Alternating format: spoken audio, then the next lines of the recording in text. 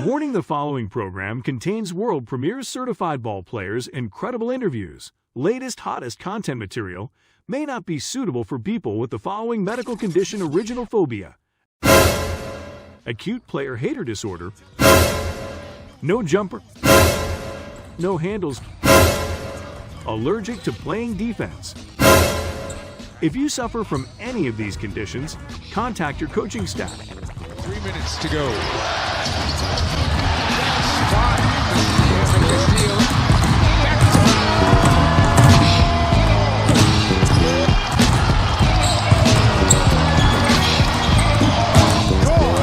Give it up, get it back, and make a poster. Welcome to License to Ball podcast, where certified ballers play. And now here's your host, Hip Hop.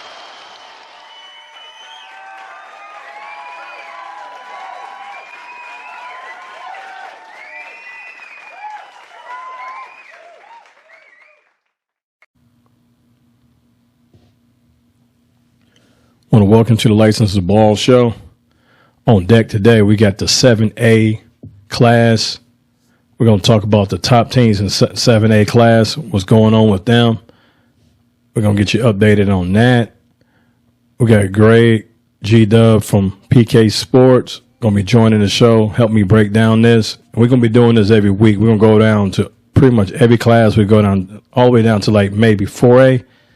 That's a lot of teams, a lot of homework. So you just got to respect the grind. It's going to be hard for us to do all the way down to 1A. So we can't promise 1A. I don't just see it going to happen, but we're going to do as much as we can. We're going to talk about the teams that standing out, get that mid-season report card, talk about the players and team and what scores. I mean, not what scores they have. My fault. They record and like key games that they won and everything. So if you're watching this and you're watching afterwards and you see like, oh man, they 16-4 now, it's recorded before then. So you just got to respect that it's recorded before then. So it's not going to be exactly updated when you do check this out throughout the week, because teams going to be playing tomorrow and they play Saturday. So this is being recorded in between all of that on that stuff. So be going on that, and we're gonna go ahead and we're going to introduce and bring Greg into the show from PK Sports. Like I told you, my man's going to be on here on a regular basis now. So I'm doing all this. And I took 3 weeks off. And so each time I take time off, I got to really learn. I really got to learn these buttons again, man, on that. So me going. Oh, I messed myself up.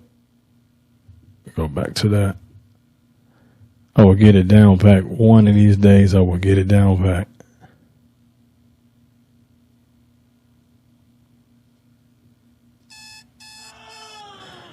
And I hit the intro to the show because these buttons so small. They are so small. There we go. That's what I'm looking for.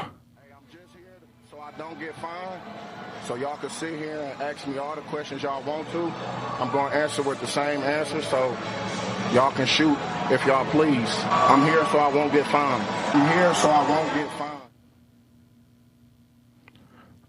What's going on, G-Dub? How you doing? Good, I'm good, man. Shoot, just another day in the neighborhood.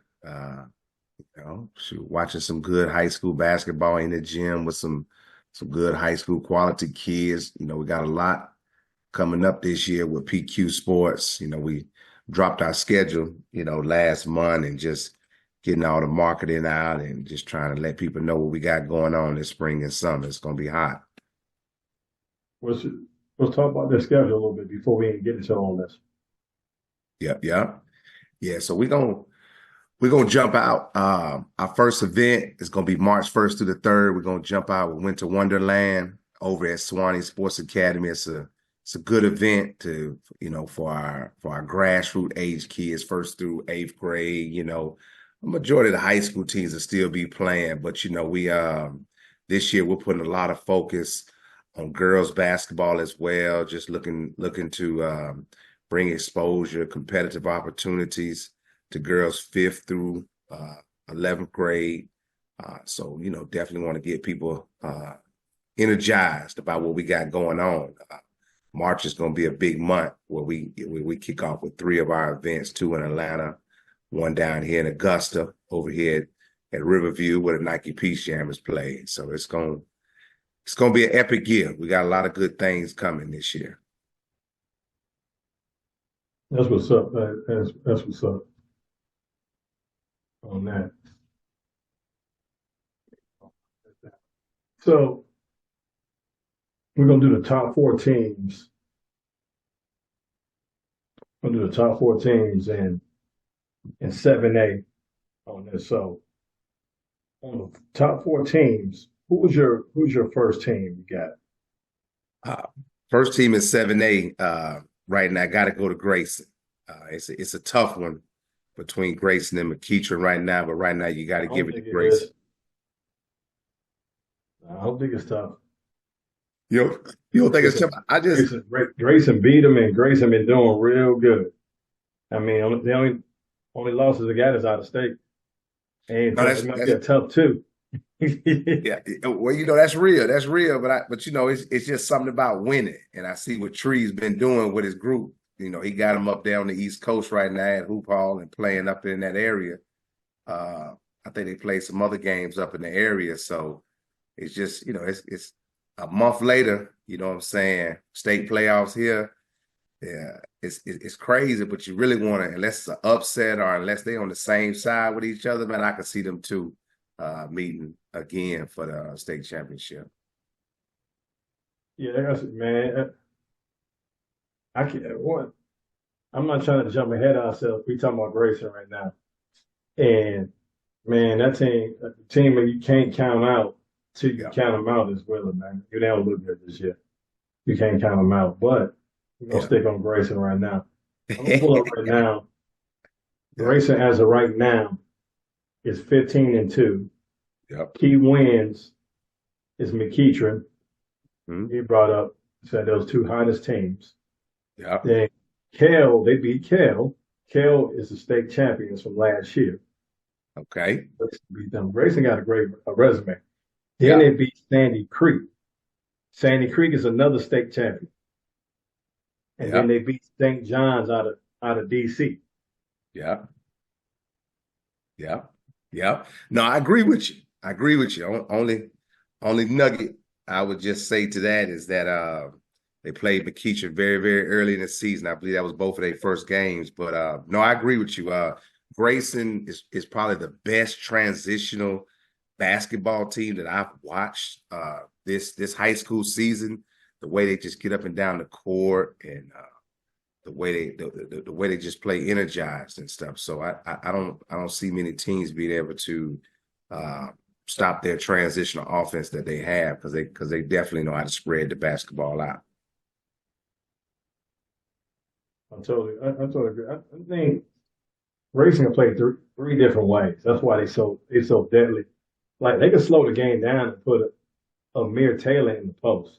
And one of the reasons why they're so effective because Amir Taylor hitting the threes from outside. He's pulling that big out the 3-point line. And he's been in the gym a lot because you could tell he actually been really, really, really working on his game, man. He been putting forth that work. You could tell seeing it how his game is developing. He can actually hit that 3-point shot out there on a regular basis, man. And then he kind of starting to put it on the floor a little bit. Tell me if I'm wrong on that, but it looked like he's starting to put it on the floor a little bit. No doubt. Taylor's a bucket, you know what I'm saying? And, he's going to have obviously a heck of a high school season. I'm looking forward to seeing this kid in the spring and the summertime just blow up even more. You know what I'm saying? No, I'm with you on that. Their diversity and stuff, with the Harris kid and obviously with Wilkins and stuff, they are very, very talented group. And like you said, we still got about 2-3 more names we could throw in the bucket, that's contributing to that team's success. And this team is really Highland. This team is really led by Highland and Jakari Harris. Mm, the agree. Purdue commit. And I just found I didn't realize who his dad is too right around his commitment because he don't want to talk about that. But that makes sense. And I started looking him in the face. He looked like his dad in the face. He don't have his Who's dad's height. He look like his Jakai? dad in the face. How about Jakari? Uh-huh. Who's his Yeah. dad, man?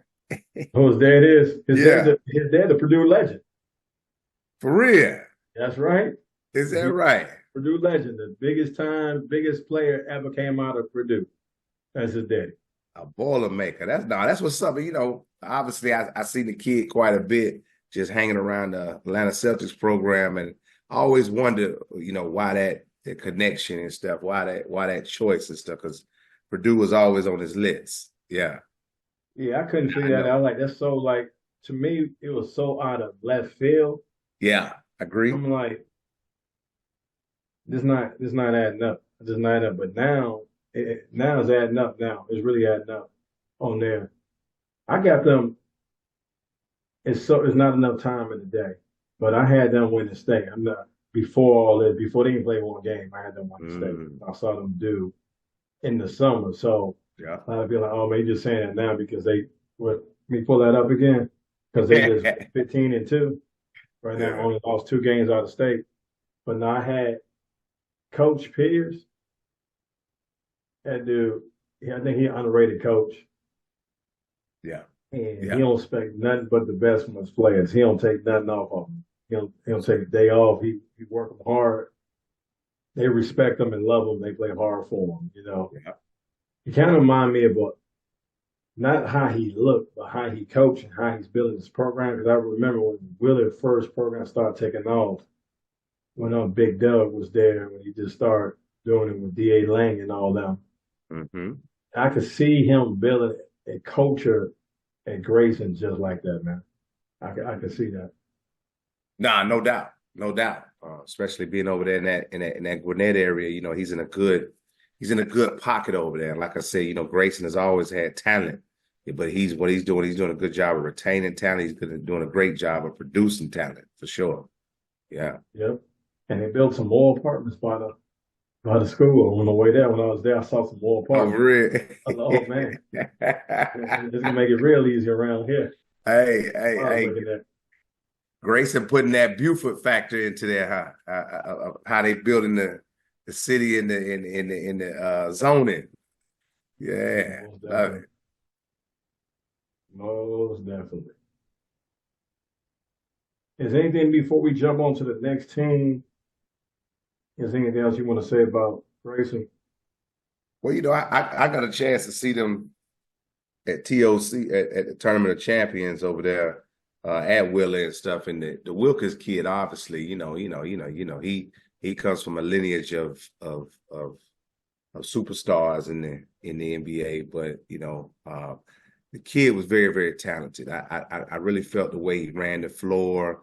I really felt the way he shot the ball and stuff. It was like I say, sometimes you just say, well, oh, he got it in his blood, he got it in his pedigree, and so but still at the same factor, you got to keep in mind that the kid is still producing, the kid is still having to hone in on his skill set and stuff, So I was very, very impressed with him, to be honest with you and stuff. You know what I'm saying? But like I said, the depth that Grayson has and the style of play how they play and stuff is gonna be it's gonna be a tough outing, man. And especially when you get down to the state, man, it's gonna be a tough outing. Gotcha. So next we got on. I think we're on the same page on this one. It's really for me. It's really no particular order. These are the top 4 teams, and the next one we got is McEachern on that. So McEachern, as of right now, I know they played a game and they're gonna be playing a game when people watch it. So the record not gonna be as accurate. McEachern as of right now is 13-4, and all their losses are to tough teams. So Yeah. you can't really look at that like that. And the key wins is Westminster Academy, Kell, state champions, Cannon, and Edmond North. Mhm. And Cannon, Edmond, they 2 out-of-state teams. So it took some time. I really believe it took some time for McEachern to get their feet up under them. Yep. I think what the biggest thing to me, you just tell me if I'm wrong when I was looking at this, it took because Ace is that dude to me. Ace is that dude. So it took Ace a second to adjust to his teammates because what he was trying to do. It reminded me of the Knicks. I'm not sure what year it is, but when the Knicks were playing the Bulls when Jordan's dad was alive, and Knicks was running away with the series, and Jordan went to his dad and got advice. He said, "Hey, they don't follow. You got to take over and lead, and then they'll follow." And I think that's what Ace was doing. Ace was saying how much of the load they was going to carry. Yeah. And when he adjusted to see what they were carrying, he filled in all of the holes. And I told him, I said this, and you go back to any podcast, so this is recorded right here. In order for them to do what they're doing now, I say you got to average close to 40 points a game. You got to have a Paul George game every night. And it seemed like he watched the podcast because he's having a Paul George night, man. He's really having a Paul George night, man. Not. I 1000% agree with you on that. You know, one of the biggest things for Ace that I've seen that he's doing this year is the consistency. Like you said, you know, and even when you watch the Clippers, like the comparison that we're giving them to Paul George, night in and night out, Paul George is always going to be a double-digit scorer. I don't know whether or not if he's going to get up to his season average, but he's always going to be a double-digit scorer. He's always going to get it in on the defensive end. I've seen Ace early this year, you know, against Columbus out of Florida, you know, accept the challenge of guarding the best player in the country and one of the best players in the country in this class, Boozer. But I love the way Tree and the guys over at McEachern are developing Ace to where he's being consistent, man, you know, and he's trusting his team.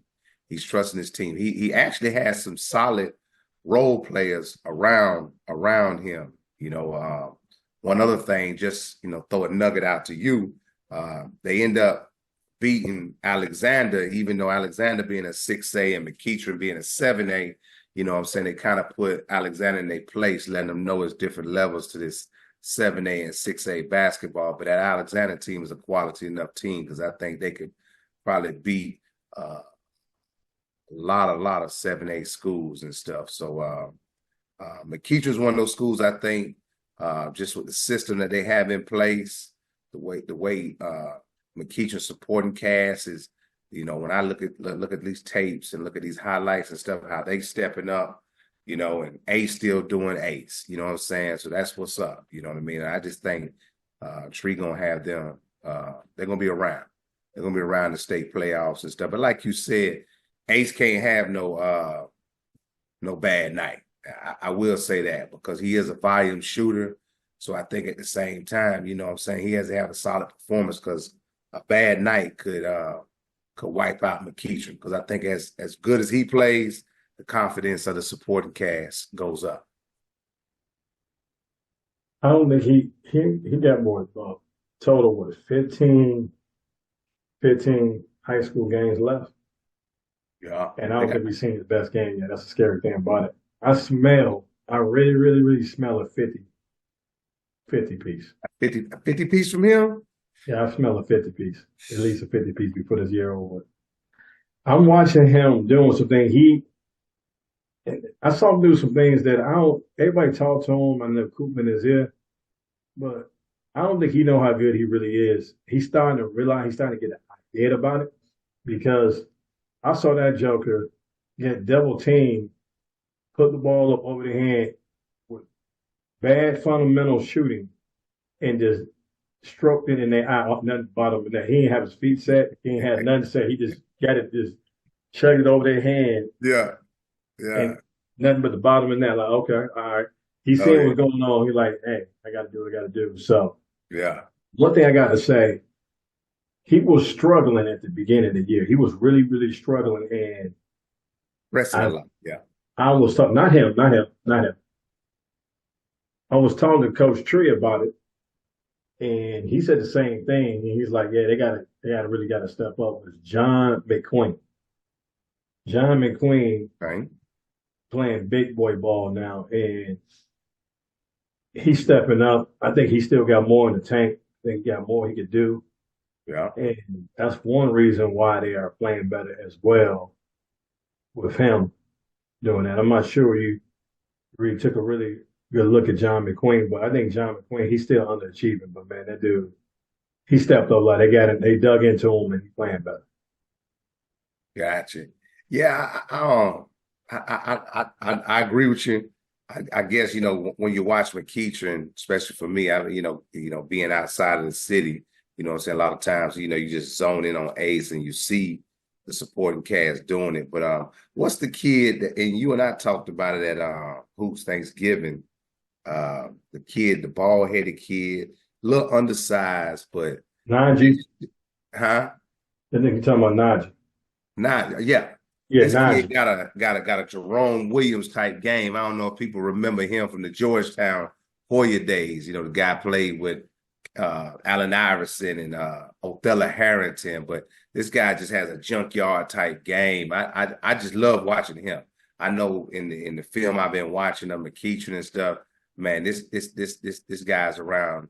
He's always around to make a play, offensively or defensively and stuff. He's the super glue. Yeah. Even how good Ace is, and I kind of forgot about him. I might have remembered him but before he got off this team. But no matter how good Ace is, that's a great point because I don't really think they can win a lot of games if he ain't on their team. Facts. Dude, Facts. I mean, he consistent almost for 15 and 15. Yeah. Yeah. He guaranteed getting 15 points and get close to 15 rebounds. His motor, man, and then he has deceivingly bounce. Does. Yeah. Because I didn't know he could dunk. I looked at that kid like how lanky he was, and I seen him. He's the springing. Yeah. Very bouncy. But it's just active, man. Just like a gnat in the dead of the heat of the sun. You know what I'm saying? Yeah. Yeah, and they told me his name. They told me so good if I had his name in front of me. I got a little bit technical difficulty with my thing. I could actually, in my system of work, because I could work and I played around with it and I messed it up. I can actually go search in the hard drive and pull up his name, pull up the stuff on him. And I could look at his name and almost pronounce his name correctly now. But it's like Rodigi. It's like Rozigi, not Zizi, something like that. But if I had it pulled up, I could pronounce it better because on the third time saying it, I got it. I asked one of the coaches that won the game. I'm like, man, I don't need you know how to pronounce his kid's name. But yeah, they do good. They do good. Yeah. We can't forget about Jay Nash. No doubt. Point. Yeah. One thing about him, he's a solid player. He really is a solid player. No knock on him. I don't want him to get offended. Yeah. I thought I was gonna get more wow factor out of him. I thought I was gonna get more explosion. Good kid, good player. I don't know. I guess I was expecting a 5-star. He's not a 5-star player, but I was expecting close to a 5-star. Because when you look online and you hear a kid transferring in, you've never seen a kid play, and you go watch how they try to do these highlights. You really don't do the kid no justice, and it's unfair to them if you never seen him play. So I was thinking more of like a 5-star player, and he's just a solid 4-star player. There's nothing wrong with it. Nah, nothing wrong with that. Like I said, transferring in is tough. You know what I'm saying? Especially when you transfer in with a guy like Ace on the team and just just knowing how McEachern builds and stuff. When you get those 1-year players in like that, man, it's tough, man, because it's culture building. But like you said, these kids are hoopers, man. So he's one of those kids that I think is going to be one of the reasons why, when we get in the state and stuff, man, they may be able to, give Grayson a serious run for their money. Yeah, most definitely. Yeah, Grayson gonna be tough to beat. Grayson had to beat that right now. How I feel about Grayson? Grayson had to beat themselves right now, man. They really had to beat themselves. it happens like that in the state playoffs, man. It's only one game. It's do You it got to now. win. It is Every one game. game tournament. Yeah. Yeah, it is a one game tournament. You're right about the one game tournament. So we're going to transition into Berkmar. We're going to pull up Berkmar. They're going to Berkmar's 14-3. Key wins: Green Forest, Shiloh, and Wheeler on there. This team, they win their games. They got a good coach. They win their games, as you can see. The best basketball mind. Yeah. Yeah, But I don't think they're good as their record is. I know they win those games 14-3. I don't think their record's good as they are, but hey, they beat the teams on their schedule. I will see, especially tomorrow. Is it tomorrow? I think. Oh no, they already played. No, they already played. Yeah, they lost to Norcross. I don't know if Jesse just owns them or what. I don't know, own that team, but and Norcross having a down year. Yeah. And so he just might have a special potion to beat Berkmar. But Berkmar's a good team. I don't think they play fast enough. I don't think they score the ball enough from the outside to really fool with like a Grayson or McKeitron. I just don't think they don't play fast enough. I don't think they get enough shots up. Even they're a solid team, but like we just talked about this. It's a one game tournament. Win, you get to play again. Win, you get to play again. Yeah. So you never know. Yeah. Yeah. And your adjustment away. Not to cut you off, but your adjustment away. And one thing about Berkmar's coach, he's gonna make that adjustment. I like you said, I'm looking at their schedule while you was talking, and I'm just looking at the games that they won. I know I witnessed. They obviously beat Norcross early in the season only by 3. I'm sorry, they lost to Norcross. They lost to Norcross only by 3. A lot of times I usually feel, Norcross just kind of being the king of the hill a lot of times over in that region and stuff that, those games right there, especially on a year where they should have beat Norcross, where I think Norcross is talently down this year. But like you said, they're big, man. I just think that their games, for them to win, it has to be a 50-55 game. Like for example, they got to score around by 55, you know what I'm saying? Keep the game ugly, keep the game, possession by possession, and let their guards just got to be mistake free. You know what I'm saying? Obviously with them losing Eddie Cook, you know what I'm saying? It takes away from the depth. Now, a lot of people have said since he's left that they actually play better. So that's neither here nor there in my opinion. Yeah. Ball not sticking probably. Correct. But still, as being a coach and stuff, you would love to have Eddie Cook there. But like I said, the way Berkmar has a system in play and stuff, that coach a guy like that, they can next man up. They got a next man up mentality and stuff. So just looking at their upcoming region schedule, they should be fine. You know what I'm saying? You just get, like I said, they hopefully got an opportunity to get some get back against Norcross. Meadow Creek may be a tough outing. You know what I'm saying? They just beat them last week. So, but Meadow Creek's a team that, they got a little size on them and stuff, but like I said, Berkmar's guards, coach has been getting everything out of them.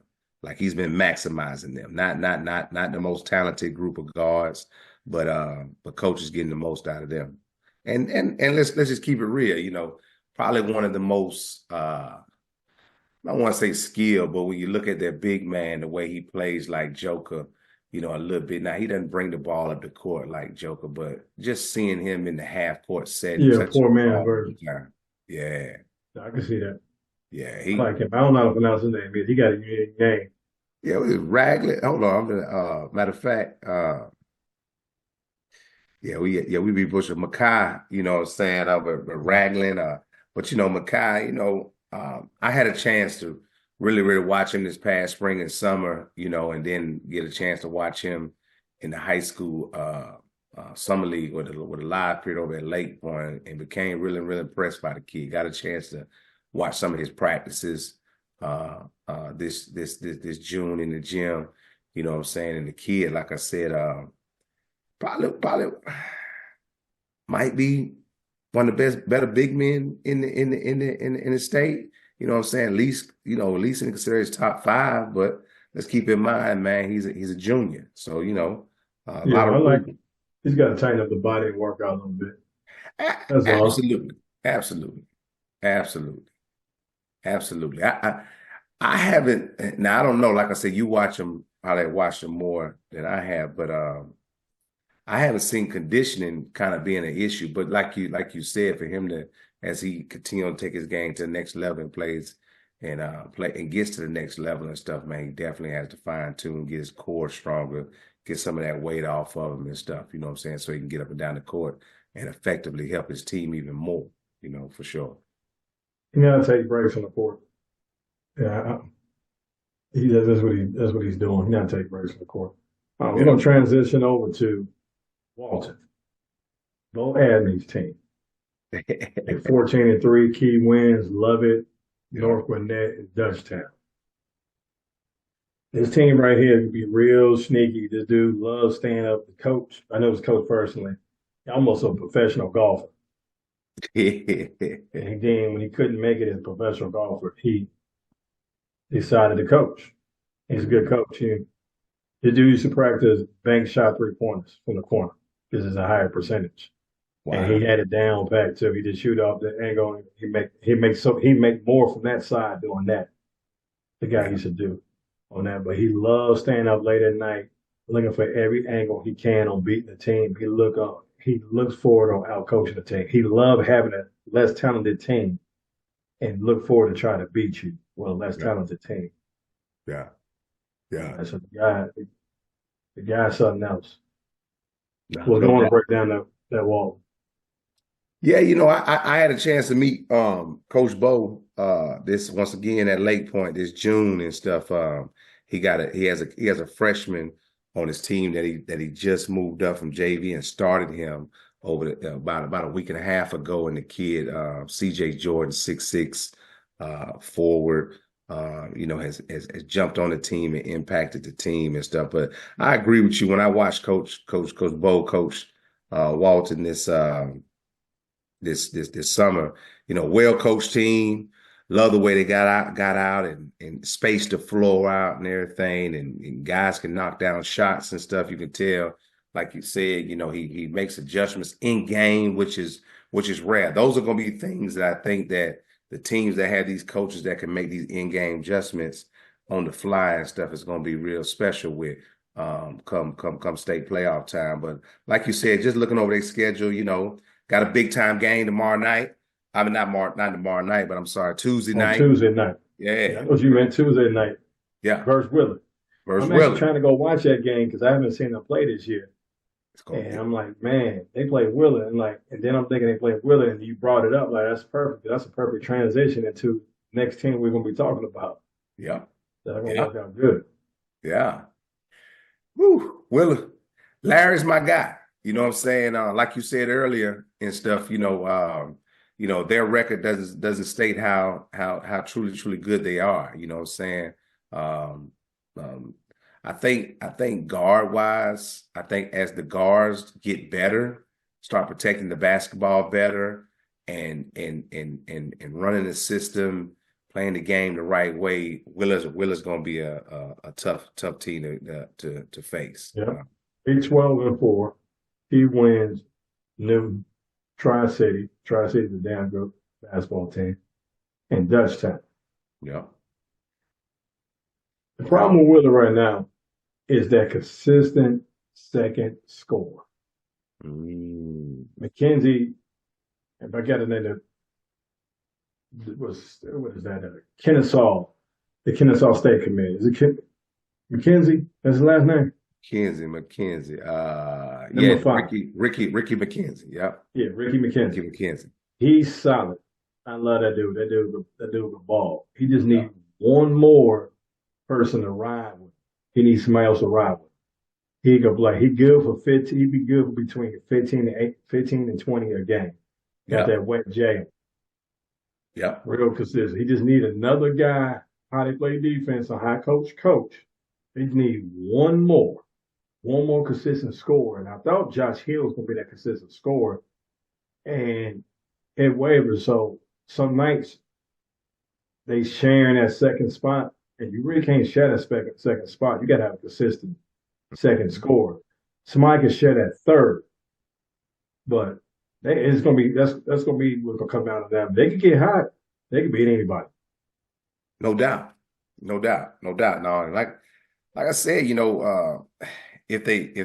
I'm not gonna say that. I'm not gonna jinx Larry like that, but I'm just gonna tell you, he has a team built for the future. The way his team is built right now, obviously, he has some nice sophomore guards, in Coda. Yeah. And Lay and Amari James and stuff. I think these guys have to step up. These guys have to be consistent. Amari James has to come off the bench, be locked in, not just be happy just to be out there on the court.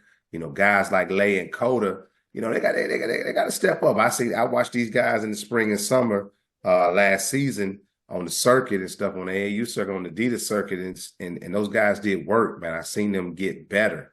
And so, like I said, the games I've seen them in, I hate to say it, I think it's been a lot of inconsistent on the guard play. And I think the kid, the most consistent guard to date for Willa may be the freshman, Kevin Savage. You know what I'm saying? So that's not that now granted, like I said, and I keep on saying this, I'm not in Atlanta every day like everybody else is, but the 3 games that I've watched, that's been my fact finding on it. So I think Kevin Savage is a kid that when he comes in the game, he's consistent, he impacts the game and stuff, and we just got to get for Larry to optimize his team. His sophomore guards are going to really have to step up. Yep. So when we come back from break, we're going to talk about some sleeper teams. We got 2 sleeper teams we're going to be talking about. This is Caleb Banks, and you are listening to License to Ball. This is Trent Marquith with Relentless Hoops, and you're listening to License to Ball. This Coach Washington, head coach at Pebblebrook High School. You are listening to License to Ball. You're tuned into the hottest prep basketball podcast, License to Ball, where certified ballers play. Leave us a rating and review. Don't touch that dial. Who am I kidding? This is the internet. Keep rocking with License to Ball. And now back with your host, Hip Hop. Well, welcome everybody back from break. Appreciate y'all staying tuned to the License Ball podcast. You stayed this late. Almost watch it to the end. Appreciate it. Like and subscribe. Tell a friend. Let everybody know what we're doing. Talk some good stuff. Pass it on. It's constantly growing, man. Let everybody know we're going to try to keep it going. You're just going on a consistent basis. Talking about this basketball. Doing this because basketball's a hotbed in Atlanta. We got G-Dub from PK Sports on the show breaking down the 7A regional basketball. The teams, we went up through 4 or 5 teams. Now we're going to go through the sleeper teams that got a good shot at doing this too, man. On back on that. So I want to welcome Greg back on the show, G-Dub. Man, what's going on with this, man? Jump right into this, man. Out of 2 teams, what's your first team? Oh man, well, when you and I talked about it early in the week, we talked about Valdosta and Camden County. I see that Camden County ended up beating Valdosta this past week. So Camden County is definitely just looking at a team outside of Atlanta that could challenge or be competitive and stuff. I know Valdosta has great size. I had a chance to see Valdosta play against Meadow Creek early in the year, and with Camden County and stuff. Those guys they've been pretty consistent of lately. You know what I'm saying? So I definitely think we got to throw in maybe 1 or 2 dark horse outside of the Metro Atlanta that could really push the needle and maybe challenge, like we talked about earlier. You know, it's one game. It's do or die. You know, yeah. I got you. They playing the Leeds County tournament down there tomorrow. Yeah, I want to say. Valdosta. I'm gonna check that out real quick. I seen that. Valdosta, Lowndes County. Y'all gonna see this? Yeah. Y'all way down there. Y'all expect both of y'all with a good arm to throw a rock to Florida. Y'all have to come up north and play. Get some of this media love. You have to come up with now. Lowndes is in town. If I remember correctly, Lowndes is going to be at Holy Anderson's.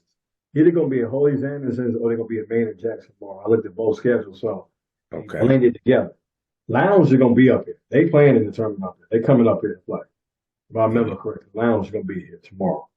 But y'all have to stop playing in those local tournaments over there and come play with the big boys. Get y'all proper respect. And other kids want to come up and play. Yeah. Valdosta, I always hear something about Valdosta, but we never get to see them. Because like you got to understand, like, coach down there, AD, players, you got to understand, y'all are two teams down there that we want to see. We had to travel 3 to 4 hours to see two teams in a metro Atlanta. They got 4 tournaments. We're to see 20, 30 teams that we want to see. And it's a less of a drive. So we get more bang for our buck. Y'all got to start requesting being in these tournaments so we can see more of y'all and cover more of y'all. So you don't think we got this bias. It's just so far to come see y'all play. Where's a hike down there? Exactly. But exactly. We both run a media business. So yep. Hotels and accommodations, we can't come down there and see you on that. So it can be done. Oh yeah, reach out to us, Gymratinsiders and at PQ Sports, definitely on Twitter and stuff. You know what I'm saying? We out here on all social media platforms. So if you need us in the building and everything to give you that coverage and that love and stuff, we love to come check your kids out. But no, I agree with you. A lot of those South Georgia schools, football based type schools, you know, like I said, you know, and no offense, just the way the talent structure is down there and probably the way they select coaches and stuff. Cause I know in my AAU coaching days and everything, I love South Georgia, you know what I'm saying? Cause I've been able to go into Douglas County. I've been able to go down there by Valdosta and stuff and be able to recruit kids and stuff and get them to play on my AAU teams, especially with team power. So it's some talent down there and some trees down there too. There's some trees down there. You know what I'm saying? They just got to get grabbed up early so that these kids don't, you know, get disinterested, not get coached up, not get developed and stuff. And that's not speaking any ill will towards our South Georgia teams, because the Valdosta team that I seen over the Christmas break was very, very competitive. Coach was very energized and stuff. Like I said, he features a big kid, solid size around the big kids. So I truly feel that South Georgia has a chance to be represented. Definitely be an Elite Eight, you know, type teams that maybe can squeak themselves into a Final Four game. But you know, definitely amen what you was talking about there. Yep. Yeah, I'd like to go down there. Really, I really love to go down there for a weekend and check out middle school and everything. Cause I love finding hidden gems. Yeah, hidden gems. It's like that in Savannah as well too. You know, like I said, you know, these Valdosta, you know, these South Georgia and Savannah teams and stuff. You know, like I said, they get so locked in playing each other right there. You know, I don't know whether or not if it's a budget issue or whether or not if it's just the leadership issue. A lot of times, because I truly feel if the right coach is in place, he's going to convince his administration, and he's going to convince his supporter, his booster club, and his parents and stuff of the importance of getting out, giving our kids a chance to get looked at versus the top talents throughout the state. So I encourage the coaches, man, just to be stewards of the game. You know what I'm saying? You know, we gotta make these right hires and stuff. You know what I'm saying? I think this new rule hip hop. I know it's getting off the subject a little bit, but I think this new rule with Georgia High School with the community coach being able to be a head coach. I think in areas like South Georgia and Savannah and some of these other areas and stuff, you know what I'm saying? I think some schools, some principals can step up and make a great leadership decision and get the best basketball mind, the best mentor in for these kids and stuff. And you can not only just be talking about Metro Atlanta basketball, we can be talking about basketball from a holistic state perspective, you know.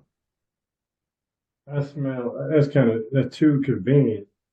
That's really too convenient, I think, because that just sound like to me, if the state don't want to pay these coaches no more, the coaches making good money, and it's a way to lowball. That's what it sounds like. I think it's gonna help out. It's gonna help out basketball, but the reason why I think they passed it, this should have been passed a long time ago. Other states been having it, so I don't understand why it took them so long to do this. But I think they got to do something money. Yeah, because an Ole coach, being a head coach, good or not, can't demand what a Jesse McMillan could demand over at Norcross for a salary with his resume. Yeah. Or Coach Larry. Yeah. But that's good though. That's good. I'm happy to hear that. That's good because you get a different aspect on it. I don't even think it's gonna help out basketball, man. I really don't think it's gonna help out basketball on that. But who do we have for the next sleeper team? Well, you know, the next sleeper team, I would say, you know, you got to throw them in the hat. They have a great traditional history. You know, Newton, there's Newton, Buford. We can start throwing names up, you know, right now. You know what I'm saying? I really feel like those two, they have a core talent base there. They have a program history. You know what I'm saying? Buford has solid guard play, which you know, come tournament time, state tournament time, you know, guard play is what's really gonna get you there. You know what I'm saying? Guard play is really what's gonna get you to the dance and get you far in the dance and stuff. So I would say Newton and Buford would be two teams that I would throw up that's gonna, you know, be in that Sweet 16, Elite 8 run and good things can happen. They can go further. Yep. Gotcha. But on my end, I can't think of anything else in the 7A we need to cover, really. So I got a lot of teams. I think it was 58, 60 something teams. Yeah. A lot of teams, man. Yeah. Cover what we can. Yeah. We're too busy people. Absolutely. Putting in a lot of hours, putting in work, getting this done. Okay. So thank you for joining the show again, man, and really putting this together, man. So this is going to be something that be ahead of the game. I think some other people might be trying to do this, but they're going to be doing it on article-wise. Most people don't want to see articles no more. They don't want to listen to it or see it. So we're going to have coming up next week, going to be 6A. We're going to be covering 6A, doing the same thing again. And I don't apologize. I'm going to be a little bit more tight. You'll be more on my A game, you know.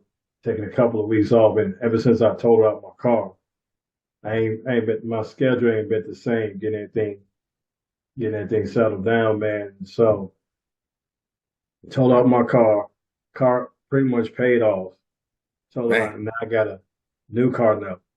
I love the car I got now, but man, I didn't want to pay for that, man. Yeah, hey man, hey. That's God working, man. A lot of times, man, things like that happen, man, just to spark your, you know, get your attention, man. I truly believe things happen for a reason, man. I'm just glad you're safe, brother. I appreciate it, man. I didn't realize how much, to be honest, I didn't realize that I consider myself a real tough guy. I didn't realize how much trauma I had from an accident. I drive trucks for a living. Yeah. So I drove for about a week. And I didn't realize my trauma kicked in until it was pouring down raining because I hydroplane. So I'm in a big truck now and it's dark and it's raining. So it happened during the day, but it made it worse when it was dark and raining. I started driving all different. I'm like, I was driving fine for 6 straight days, but it was dry conditions. And dang, it's raining. And last time I was in my car, I got in an accident when it was raining. So, man, it took me about 4 or 5 hours to get to a spot where it take me 3 hours to get to. I wasn't even doing the speed limit. Hey, I had to shake off all that rust off of it. Man. nah, just to double up on what you just said right there, I agree with you. I remember as a teenager, my older brother, man, he's always like to stop so close to cars and follow cars so close and everything. And I remember one time we ran into the back of somebody. Matter of fact, we was over on Riceboro Road in Augusta. And I remember as a teenager, just riding with people, just always having that trauma, that trigger, that fear factor. Every time they, a lot of people don't know how to be cool and just stop. A lot of people follow people too close. You know what I'm saying? That's one thing I always learned, when I got my driver's license and started driving. It's just, I don't follow people tight like that. I love that little clean, little smooth, little stop. You know what I'm saying? Don't be following up behind nobody, tearing up your brakes, jerking and yanking and all that stuff there. But no, I'm with you, man. It took me some time to get over that myself, man. As a teenager, just having that fear factor of running into somebody again. Yep. So I went ahead, drastic difference driving. I'm actually getting my, even if it's totaled out, I'm getting it fixed. Well, I'm gonna still drive it, but I went in and got me basically a muscle car, man. I got me RT, the Durango RT. Man, Hemi engine, dude. You got a loud one.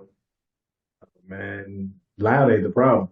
I got to learn how to take my foot off the gas pedal because I'm driving it. I'm applying the same kind of pressure to a V8 Hemi RT that I apply to a Nissan Sentra. And I look down, I'm doing 90 miles an hour and don't even feel like that. I didn't realize I was going that fast. That's how fast that car is. Wow. You just gradually put your foot on the gas pedal. You gone. I actually want to take it on a trip because it rides so smooth. Mm-hmm. I think it's a good highway. I think it's a good highway vehicle. Man. It really is a good highway vehicle. But I just got to be careful on tickets because I make my living with my license, and I don't need to be getting. Yeah, no doubt. Yeah, no doubt. I think it's fair. I'll show you the car, man. So when I go outside and look at it, like, oh man, this car. No, when I look at it, I was like, I'm actually first time I could think of, and as an adult, high school don't count because you just so happy to buy the car. Yeah. It's the first car I got since I've been an adult. When I go outside and look at it, I really don't mind paying the car note. When I look at it, like, okay, all right. I'm paying for something actually nice and I like. Hey, that's a blessing, man. I tell you, I got my 16-year-old son, man. He over here, he just got his license, man. Big up the Quest, man. He just got his license this Saturday. Well, yesterday, shoot, I'm saying it like that was a week ago or so ago, but he just got his license Saturday, man. So he already talking about what kind of car I'm gonna get him. His birthday is at the end of February. I'm like, bro, man, relax, man. You got to go through my driver's license anyway. Huh? He gonna put dents in and learn how to drive it anyway, so he gonna get a beater. Hey, that's what I was telling him, man. But I told him before he get a car, he got to go through my driving school. So he got to spend some time with me for the next 2 to 4 weeks. Like I told him, shoot, I was gonna give him a hand me down. I got a Ford Expedition Eddie Bauer, but he's scared of that of the big body size. So I think I'm a evaluate the situation. Yeah. You just got to drive it, nothing to do with man. Those vehicles, you forget how big those vehicles is, man. Exactly. I be pulling a trailer, I be forgetting that I got a trailer on me. Man, I'm like, dang, you can't make that turn because you got all that back there. When I first started driving, I used to get timid. You look down the mirrors, it just go on for it's like going on for days. Now you look back, they look like it's only 5 feet. Usually like it's hundreds of feet, but man. Yeah. I already know, man. I already know. Yes, sir. Now I see we got these I see the Rams beating Detroit right now, 21-17 at half, man. So, NFL playoffs in live full effect right now. Yeah, I'm gonna go down. I got them all recorded, so I can watch them from the beginning, man. Okay. But yeah, we're gonna go and get a body here. and call it a day on there, man. I appreciate you coming on. Nah, I appreciate you having me, man. Once again, everybody, check out what we got going on this spring and summer. It's gonna be epic. It's gonna be hot. Got